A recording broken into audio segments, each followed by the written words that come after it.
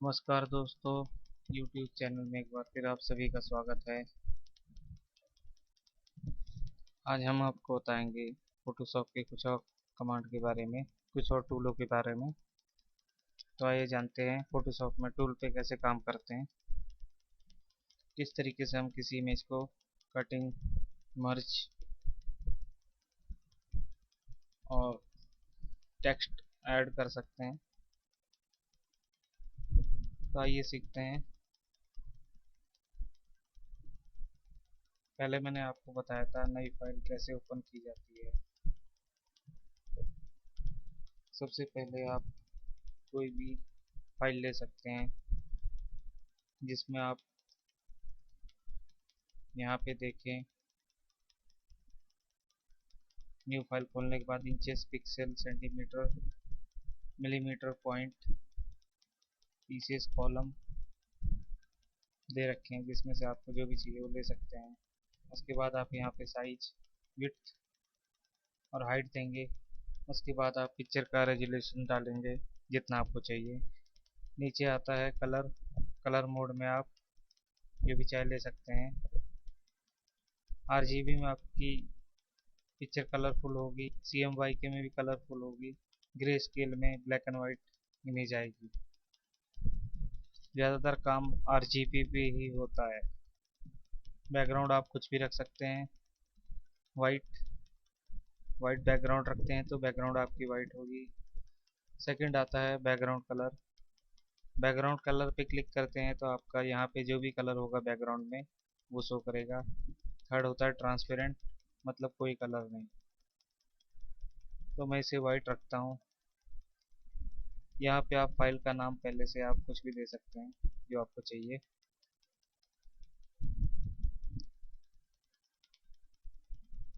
तो हमने नई फाइल खोल ली है। अब जानते हैं फोटोशॉप में टूल कैसे काम करते हैं।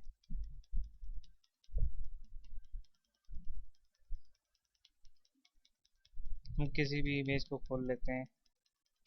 सबसे पहले होता है हमारा मूव टूल। ये किसी भी इमेज को मूव करने के लिए पकड़ के आप इसको मूव कर सकते हैं कैसे भी, दाएं बाएं, और इससे पिक्चर प्लेस कर सकते हैं दूसरी फाइल में अपनी। जिस तरीके से मैं कर रहा हूँ आप देख रहे हैं।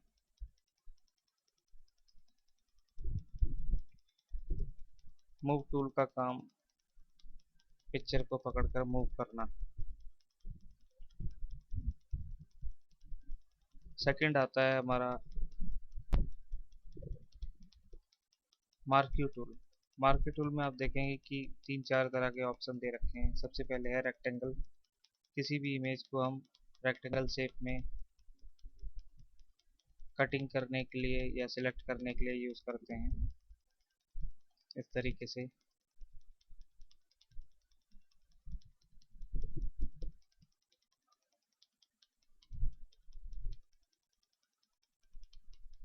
दूसरा आता है हमारा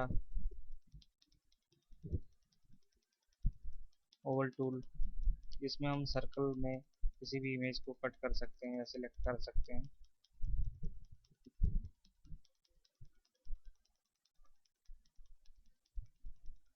और इसके बाद आता है सिंगल रो टूल, मतलब आप एक रो के शेप में किसी भी इमेज को कट कर सकते हैं। सेम इसी में आपका हॉरिजॉन्टल शेप में भी रो टूल शो करता है। इसको भी हम इसी तरीके से कट कर सकते हैं हॉरिजॉन्टल शेप में।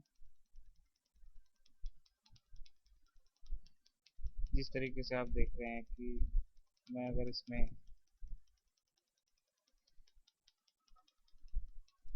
कटिंग डालता हूँ लाइक विंडो की तरह, इस तरीके से आप ये सिलेक्ट करके या डिलीट करके कटिंग कर सकते हैं वर्टिकल में। इसकी जगह मैं हॉरिजॉन्टल देता हूँ तो ये टूल आपका हॉरिजॉन्टल शेप में आता है, और इसको ये आप मार्क करके कहीं भी कटिंग कर सकते हैं।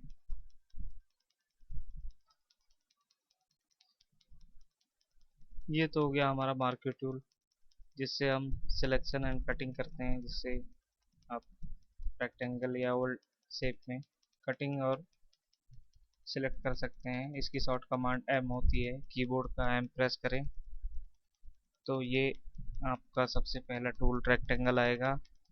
अगर आप शिफ्ट के साथ एम प्रेस करते हैं तो सेकंड आपका ये आएगा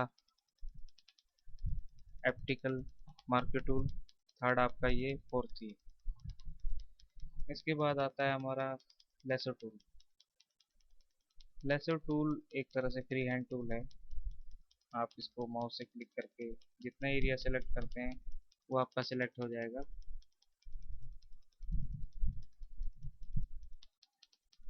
सेकंड आता है हमारा पॉलीगन लेसर टूल। इसका काम यह है कि आप क्लिक करके किसी भी शेप को सिलेक्ट करके कटिंग कर सकते हैं या मार्क कर सकते हैं।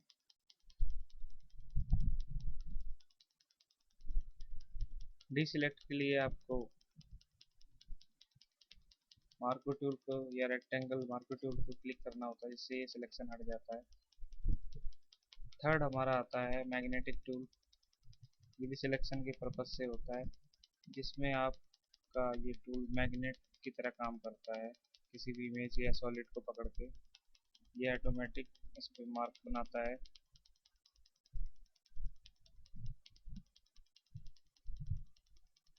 तो इससे आप बड़ी आसानी से किसी भी इमेज की कटिंग कर सकते हैं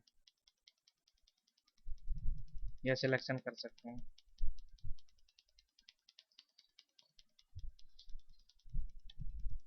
इसके बाद आपका आता है मैजिक टूल। मैजिक टूल का हम यूज़ किसी भी सॉलिड कलर को सिलेक्ट करने के लिए करते हैं। जिस तरीके से आप देख रहे हैं, किसी भी सॉलिड कलर को ये बड़े आराम से पकड़ लेता है।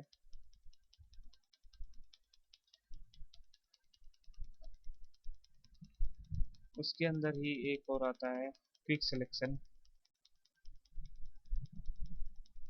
ये भी सॉलिड को पकड़ता है और पूरे एरिया या सरफेस को पकड़ता है, सॉलिड एरिया को। इसकी खासियत ये है कि ये किसी भी एरिया को पकड़ के प्लस करता जाता है, सिलेक्शन को बड़ा करता जाता है। जो भी आपने एरिया सिलेक्ट किया तो ये इसमें प्लस कर देगा, ऐड कर देगा। तो इसका काम इस तरीके से। डीसेलेक्ट के लिए आप दोबारा ऐसे क्लिक करिए मार्कर टूल लेके। तो इन चार टूलों के बारे में आपने देखा होगा ध्यान से। इसके बाद आते हैं हम क्रॉप टूल पे। क्रॉप टूल का काम होता है किसी भी फाइल का इमेज छोटा और बड़ा करने के लिए। जितना आपका वर्क है आप फाइल का साइज उतना रख सकते हैं, बाकी एरिया को आप क्रॉप कर दीजिए जिसकी ज़रूरत ना हो। उसके बाद एंटर प्रेस करने से ये फाइल उतनी छोटी हो जाती है जितना आपको वर्क करना है, जितना आपको चाहिए।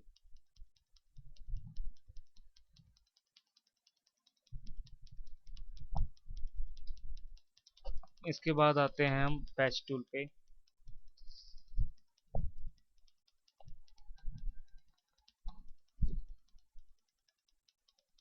जिसमें आप देख रहे होंगे स्पॉट हीलिंग ब्रश है सबसे पहला।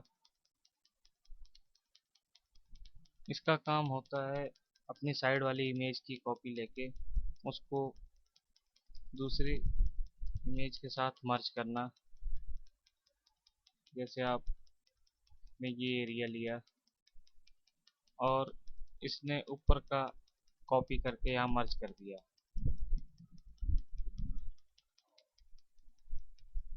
इसके बाद है आपका healing brush. Healing brush command जो है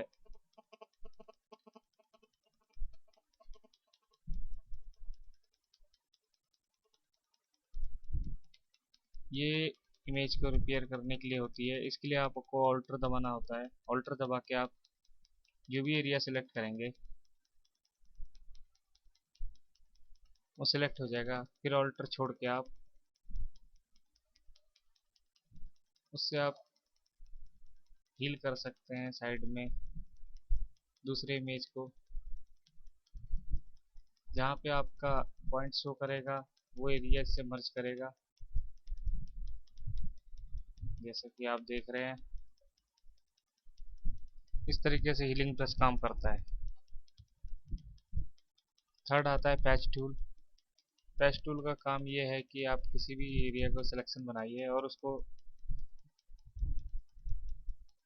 सिलेक्ट करके मूव कीजिए, तो वो इधर के कलर को इस कलर से मर्ज करके मैच कर देता है, जिससे वो एरिया फिल हो जाता है।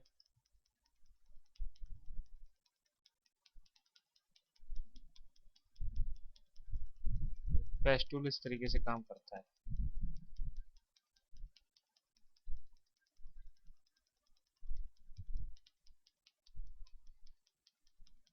उसके बाद आता है हमारा रेड आइस टूल।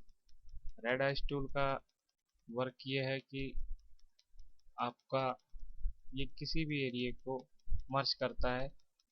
वैसे तो ये सारे टूल का काम ही है मर्ज करना साइड वाली इमेज को दूसरे इमेज से।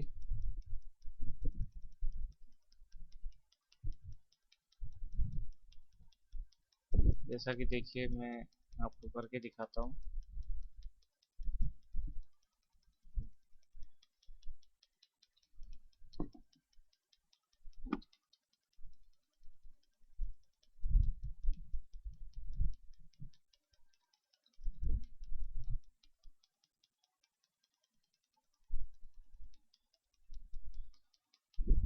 ये एरिया आपका देख रहे हैं, ये मर्ज हो गया इसके साथ।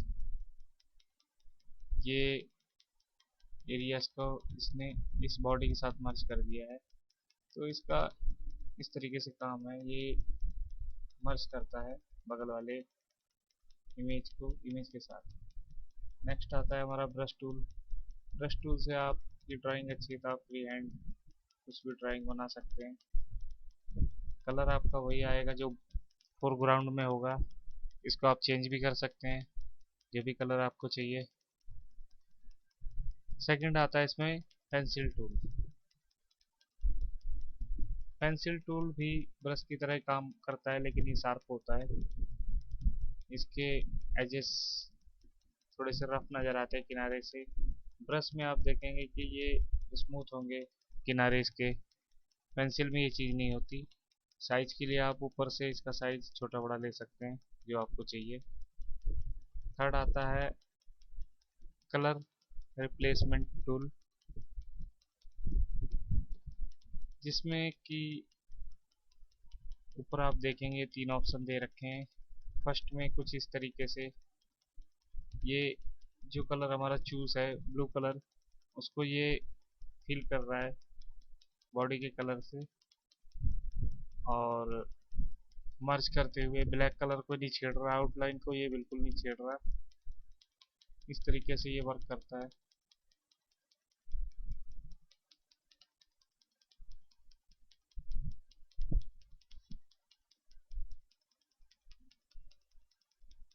इसके बाद आता है आपका स्टैम्प टूल। स्टैम्प टूल भी हमारा क्लोन बनाता है, किसी भी इमेज की क्लोन बनाता है। इसके लिए आपको ऑल्टर प्रेस करना होता है। जो भी आपको कॉपी या क्लोन बनाना है इस तरीके से ऑल्टर प्रेस करेंगे, उसके बाद ऑल्टर छोड़ देंगे। उसके बाद आप माउस से जहाँ भी क्लिक करके प्रेस करेंगे तो इस एरिया में उसकी कॉपी बना देगा, मर्ज कर देगा, मर्ज करके भी कॉपी बना देगा। सेम इसी की तरह एक पैटर्न टूल होता है। पैटर्न टूल में ये पैटर्न बनाता है जो इसके डिफ़ॉल्ट पैटर्न है।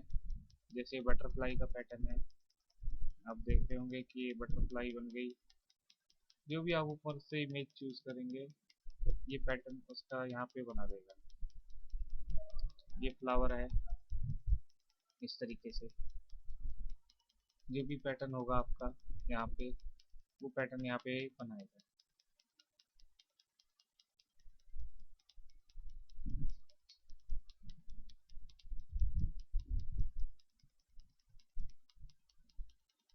इस तरीके से। इसके बाद आता है आपका हिस्ट्री ब्रश।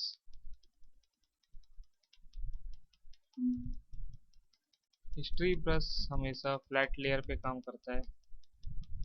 जैसे कि मैंने यहाँ पे कुछ ड्राइंग बनाई ब्रश लेके, कुछ भी X Y Z. History brush उस हिस्ट्री को दोबारा से वैसा ही कर देगा जैसे ये पहले थी।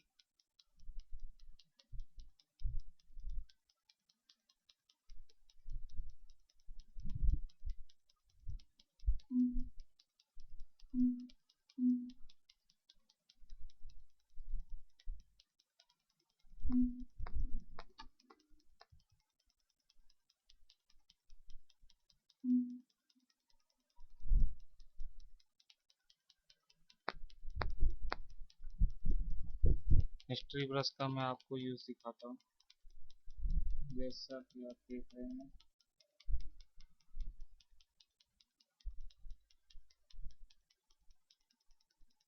मैं एक न्यू फाइल लेता हूँ, कोई भी फाइल।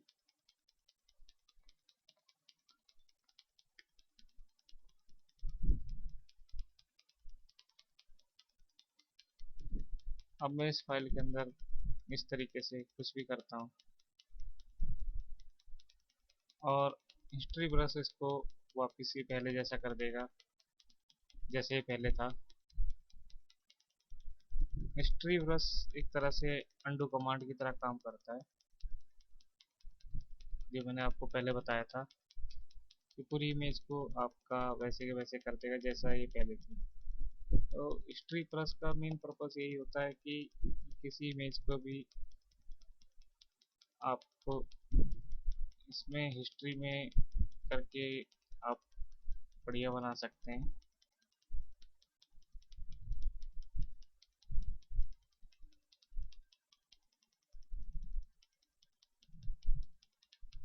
ये देखिए आप, ये हिस्ट्री ब्रश ऐसे वर्क करता है जैसा कि आप देख रहे हैं। ये इमेज पहले जैसी हो गई। सेकंड है इसके नीचे आर्ट हिस्ट्री।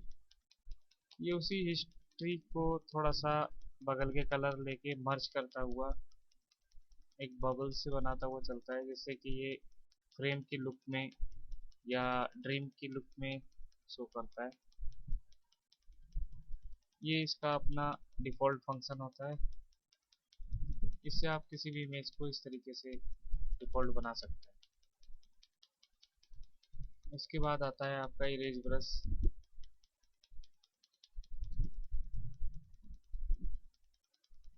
इरेज का वर्क ये होता है कि आप किसी भी के अंदर कोई एरिया इरेज करना चाहते हैं तो आप आसानी से कर सकते हैं। बस शर्त इसकी शर्त ये होती है कि बैकग्राउंड में आपका जो भी कलर होगा वो बैकग्राउंड में कलर आएगा। अगर वो भी नहीं चाहते तो आप लेयर को अनलॉक कर लीजिए पहले, उसके बाद आपका ये कलर भी नहीं आएगा और ये इरेज हो जाएगा इस तरीके से। उसके अलावा आगे बढ़ते हैं। इरेज में ही बैकग्राउंड इरेजर है। ये आपकी बैकग्राउंड इरेज करता है स्मूथली। जिस तरह आप देख रहे हैं ये ब्लैक कलर को छोड़ के बाकी बैकग्राउंड को ये इरेज कर रहा है। तो इस तरीके से इसका वर्क होता है इरेज कलर का।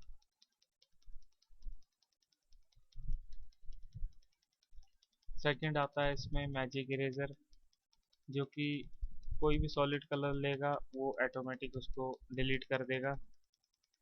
मैजिक ब्रश का ये काम होता है। कोई भी सॉलिड कलर आप ले लीजिए, उस पर क्लिक करिए, वो अपने आप उसको इरेज कर देगा।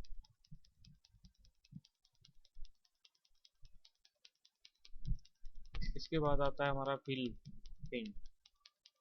फिल पेंट के लिए हम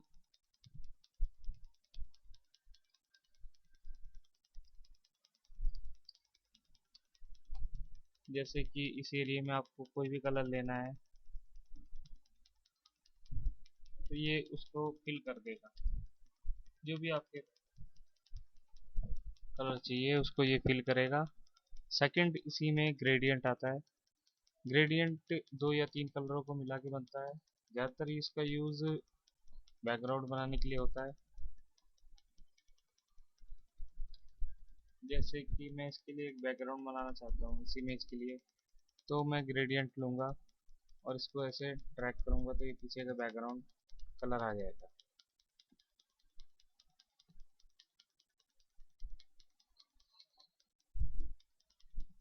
तो दोस्तों इन टूलों का प्रैक्टिस कीजिए जो मैंने आपको बताया आज। बाकी के टूल मैं आपको नेक्स्ट क्लिप में बताऊंगा कि उनका यूज़ आप कैसे कर सकते हैं। तो हमारी वीडियो देखते रहिए, अच्छी लगे तो लाइक कीजिए, शेयर कीजिए, जिससे और भी लोग इस चीज़ को सीख सकें।